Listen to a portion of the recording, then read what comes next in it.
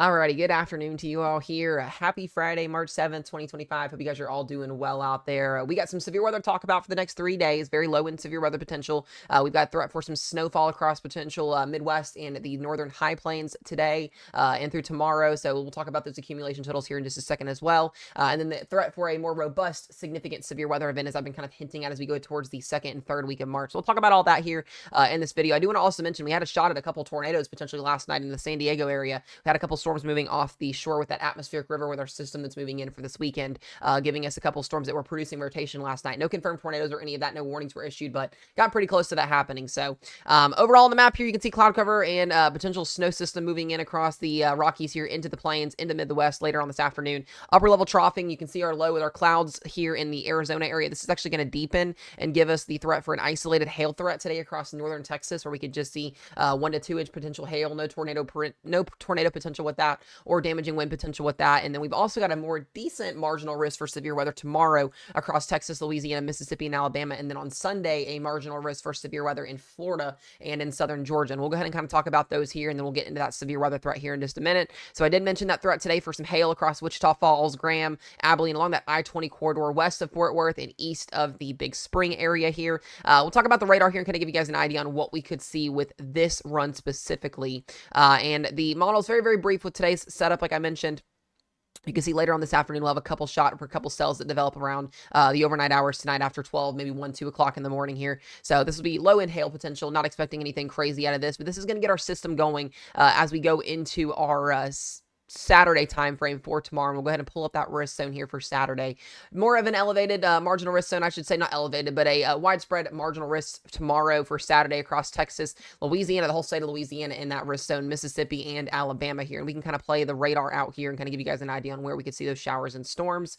Like I said, going into the overnight hours tonight, we'll see some hail potential across the northern Texas area along the Red River. That low will deepen as moisture moves into Oklahoma. We're just expecting rain in Oklahoma. There could be an isolated snow shower potential in northeast Oklahoma here, or not northeast, northeast Texas, I should say, in western Oklahoma here for the threat for some maybe 1 inch snowfall totals. Not really expecting anything out of that if you get anything. Looking at more of a cold core setup for that, so not anything ridiculous. And then as we go into tomorrow afternoon, you can see isolated showers and potential severe weather popping up here. There is an isolated 2% tornado risk, 5% wind, and 5% hail over majority of the viewing area here in that marginal risk zone, where we could see any surface-based storms increase to give us that chance for potential tornadoes, but I'm not expecting anything crazy out of this. And then as we go into Sunday, we do need to watch Sunday. Sunday could see a little bit more of an uptrend, maybe even a slight risk being issued potentially. We do have a marginal risk from Tallahassee to Jacksonville, Florida, Brunswick along the I-95 corridor there into the Albany area there into southern Georgia. We could see more of an elevated risk. If they do issue a slight risk, that could be more than likely confined there in across the I-75 corridor and 95 corridor if they were to do something like that. So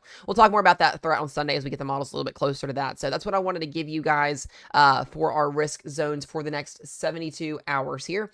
We'll go ahead and talk about, like I said, the overall pattern and what we're going to be seeing over the next couple of days. And I want you guys to pay attention to our jet stream here. You can see on the left side of your screen here, this is our upper level low that's bringing in our system. We still have a pretty decent cold air mass moving in here to the northeast, keeping temperatures today kind of at bay, at least in the northeast. Temperatures are rebounding across the Ohio Valley today into the 60s, so we are 60s here in the Ohio Valley.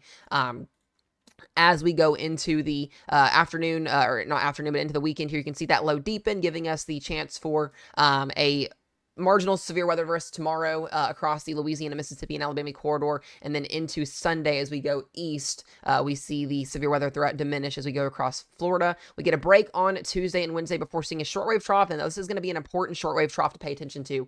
If this is weaker, we could see a more robust severe weather event with our system, our main event coming in behind this after Thursday next week. But we're going to have to watch this little first system moving in. Could bring some elevated severe weather potential to Arkansas, maybe even into the Tennessee Valley, the Mississippi Valley, even into the southern plains there as we get into Thursday, and then watching for that major trough to come in on Friday and Saturday, bringing the threat maybe for some severe weather as far as Minnesota and Wisconsin. So we're going to have to watch out from the Gulf all the way to the high plains and upper Midwest there as we go into this weekend. We'll talk more about that in depth as we go into live stream coverages and into our nighttime weather briefings and future videos. But then we see, a system potentially coming in on the Sunday, another little low along this jet stream here, and then we see another ridge as we go into the third week of March, but we're potentially seeing another active severe weather season or a severe weather week for the last week of March. So lots to talk about as we get into next week. I just wanted to give you guys an updated spiel kind of on what we're going to be seeing with that. You can see the overall general rain across the across the Southeast we go to today, tomorrow, and Sunday,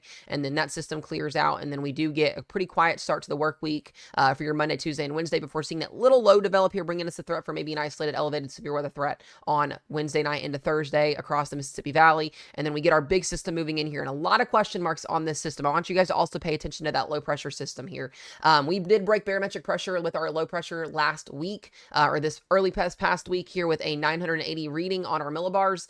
This system coming in next weekend does have the potential to break that same record. We could see a 979, maybe 980 again, 982. So we'll have to see. But you see, there will be a winter storm component to the severe weather threat as well down to the south here. We're going to be watching for a lot of severe weather potentially, as well as a winter storm component. We'll get more details on that as we get closer. This will also bring a high wind impact event for majority of the central and eastern United States. Again, with this big low pressure systems, you typically get that. And we'll talk more in depth on that in the future as well. But just kind of giving you guys a heads up as we go into next week, a very, very big potential active severe weather week, as well as a winter storm next week as well. So we'll talk more about that in future videos and in live streams. Just wanted to get this video out to you guys as always. Hope you guys have a wonderful, wonderful Friday and a wonderful weekend, and we'll see you guys in the next one.